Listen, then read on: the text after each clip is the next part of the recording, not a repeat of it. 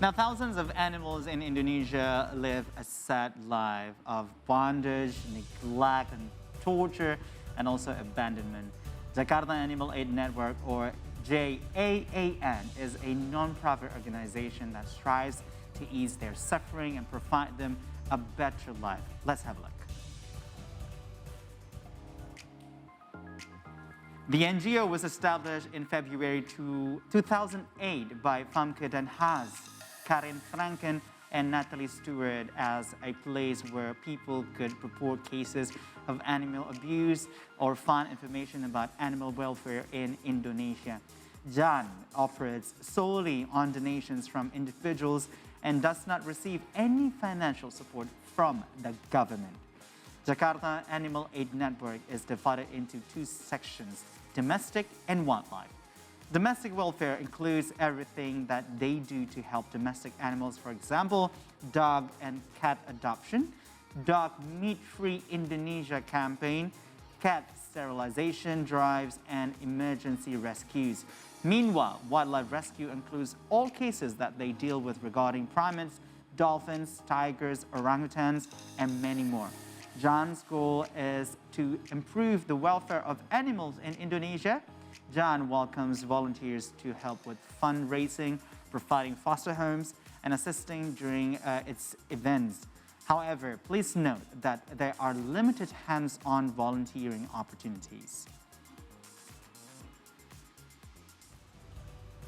Now, to learn more about improving the welfare of animals in Indonesia, we are now connected with Famke Den Haas, founder of Jakarta Animal Aid Network. Hello, Famke. Thank you so much for joining us back here in the show. Now we are celebrating the World's Monkey Day. What do you think that we should celebrate about this day? Thank you. Thank you for having me again. Well, today is a very special day because we are reminding other non-human primates. It's a day to raise awareness about the fact that there's still a lot of exploitation happening towards these non-human primates. And just to name an example, in some countries, non-human primates have already been granted rights, almost similar to human rights. Like there was one orangutan, which is, of course, the most, one of our iconic species here in Indonesia and very critically endangered, who used to live in a zoo in Argentina and was provided human rights and then relocated to a special sanctuary. So it's an important day, and I hope that we will have these, not just remember the fate of the primates just today, but we'll fight harder to keep primates in the wild and keep them safe in their own habitat. All right, so you have seen how there are cruelly activities towards monkeys in this world. If you see Indonesia, what are the biggest problems regarding monkey exploitation? We've seen maybe in other countries, they are forced to pick coconuts, they have monkey schools, and they need to be trained in certain sort of ways that actually violates their rights. How do you see the biggest problem here in our country? Yeah, one of the biggest problems surely is habitat loss concerning the orangutans and all other primate species, though there are other primate species that more easily adapt also to forests that are not rainforests, so they more easily adapt, yet they are still having very little protection because their status is not protected. If the species is not endangered, then they have a big welfare issue because these primates are traded openly and little is being done about it because their status in Indonesia is not yet protected. I'm talking mostly about the macaques, long-tailed macaques and pig-tailed macaques, who are traded for the pet trade, but also to be used in entertainment. So one of the main issues that we're seeing is people keeping a primate as a pet, like a monkey, like a macaque, because they purchase them as a little baby and they're very cute and they're very cuddly. Yeah. But when they grow up, they will become very dangerous to keep as a pet because they are wild animals and their wild instincts will take over. So what happens often is that the owners of these pet monkeys will dump them. And this is where we see big conflicts arising, where people are bitten, the monkeys are really confused in where to find their food, and this is where rehabilitation is needed, and this is where we are trying to help and work together with the Indonesian government to find solutions for. So the pet trade is a big problem. Also, the fact that these monkeys are exploited online for people like to use them in YouTube videos, on their Instagram, to show other people how cute they are as a baby. But what people don't see is how are they being traded? Where are they being captured? They lose their mother in that process. The mothers are killed in order to be able to get the baby. So this process is very cruel. And then the other issue that we still see are the dancing monkeys, which actually in 2013, dancing monkeys were banned by former Governor Joko Widodo in Jakarta. And since that time, we have reached a ban. Actually, on national level, dancing monkeys are no longer allowed. But sadly, we still encounter dancing monkeys and we still receive a lot of reports about dancing monkeys. Now, I know you mentioned government earlier, so how is the government's response in terms of eradicating the exploitation of monkeys and other animals in Indonesia? Well, we see at this moment that some species really need some better protection level, so we are lobbying for that, especially the pig-tailed macaques and the long-tailed macaques.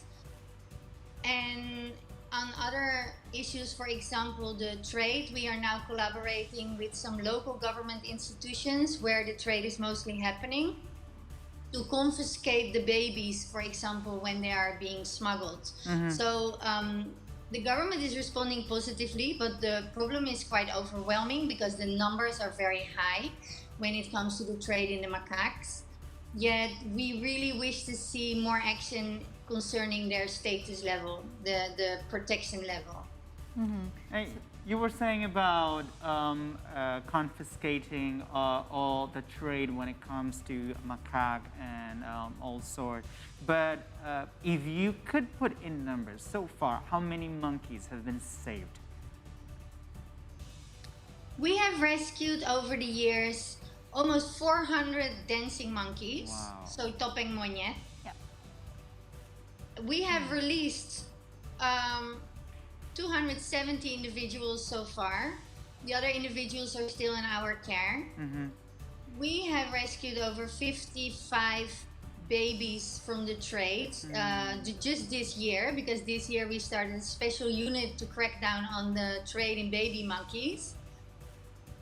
And then we have assisted the government throughout Indonesia, but mostly in Java, in different villages, with conflict monkeys, meaning that pet monkeys were released by the owner or escaped, and then because they are confused, they start to enter the houses of people, they are desperate for food, and this is where accidents happen and people can get bitten really badly. We have this year alone assisted with 35 cases of conflict monkeys. All right, so apart from monkey dance or topeng monyet, are there any other forms of exploitation of monkeys? You said about illegal trade, maybe poaching. What are the that happened in Indonesia? Especially when you say, okay, habitat loss, but when we're talking about palm plantation, palm oil is the biggest commodity, global commodity. So probably my question would be, how is your organization taking part in this, act of trying to save our monkeys? Well, we try to campaign and we try to run educational activities at schools because kids are our future, and if the children are aware that we need to protect the habitat and we need to protect all animals within in their natural surroundings, then I have good hope for the future. Besides that, of course, we are lobbying for better protection, and we are involved with direct rescue of individuals. Still talking about monkey exploitation. So what are your expectations regarding monkey exploitation in Indonesia? My hope is that all the primates will be protected, that there will be a ban on keeping primates as a pet, not only out of welfare concerns, but also because they can become a hazard for local people. It can be people living around them. They can become very dangerous towards young children, not because the primates are vicious, but because they are wild animals that don't belong in distress on a chain. So I wish to see a ban on keeping primates as a pet, and I wish to see the public supporting this ban. All right, Famke, thank you so much for your explanation, and also it's kind of education for us here on the Hour News Show, and also to our viewers that primates are not for pets. No, they're not right? for pets. And thank you so much for being here back with us. We hope to see you even more in the show. And good luck, stay safe, stay healthy. I remembered in my childhood Thank you. days,